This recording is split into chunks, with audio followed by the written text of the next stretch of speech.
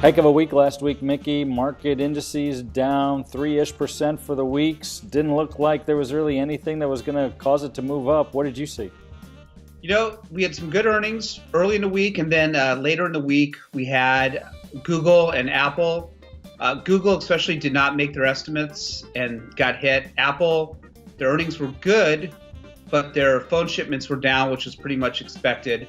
But really the big news was the rising interest rates in the 10-year and 30-year. And we've talked about this many times, David, that, one of the reasons this market has been going up is low interest rates. And, if interest rates starts increasing, then the market will have problems. Now, it's just a lot of rumors right now, but that's one of the reasons this market's been selling off. And plus, it's been going straight up. People are going to take profits. And any excuse to take some profits, sometimes for traders, is what they need. And this looks like it's one of those excuses.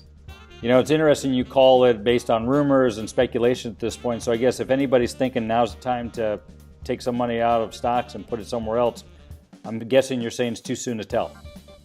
Oh, it's way too soon. I mean, look, like I said, we've been going straight up for months. So having a pullback here is no big deal. You can't time the market and say this is the top because we don't know what's going to happen here. There's no fundamental change. We still have strong earnings. We still have a lot of positive behind us. And moving forward, things look good. But, the interest rate situation is something that needs to be watched. The Fed came out and even talked about that they feel with unemployment being low that will hit their inflation target, which is another reason why interest rates are going up, because people feel that there could be 4 interest rate hikes instead of 3. Again, this is all speculation, and we'll see moving forward what happens. Well, speaking of speculation, Bitcoin took a dive last week, and no signs of really that stopping either. Get us up to speed on that unregulated currency. Yeah, that was, it dropped down to below 8,000 at one point on Friday. There's a lot of bad stuff going on right now. India has got some issues with currency. There's, even talking about allowing it to trade, but it looks like just some of the illegal activities. And, money laundering is one of the big things, which everyone has always known about. I mean, this is a currency that was invented for underground trafficking and drugs. Was one of the main uses of Bitcoin. Then there's this big thing with a company, Tether, and the Bitcoin exchange that the prices have been inflated.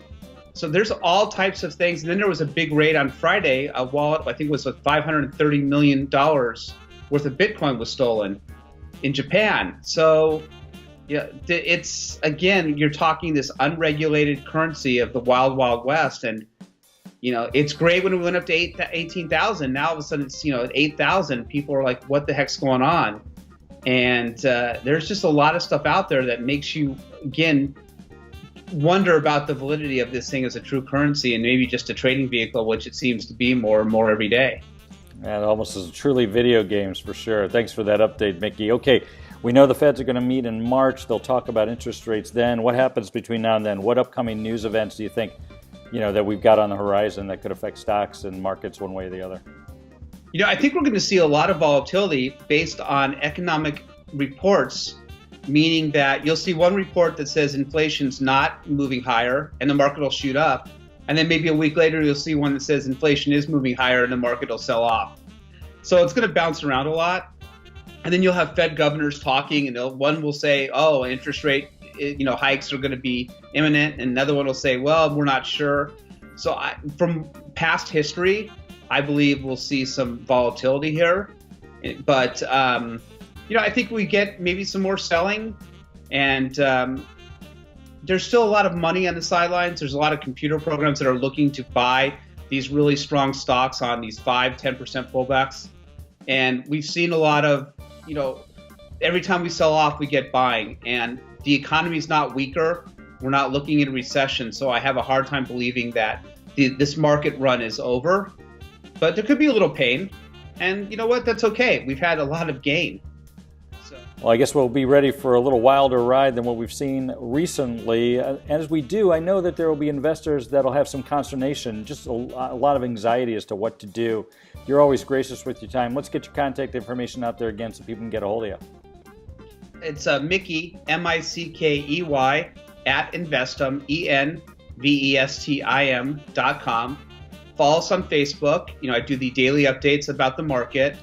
And for those with 401ks or with 401k rollers, maybe you're leaving a job, this is a really good time to sit down and talk to somebody, because you got to make sure you're invested properly in your 401k.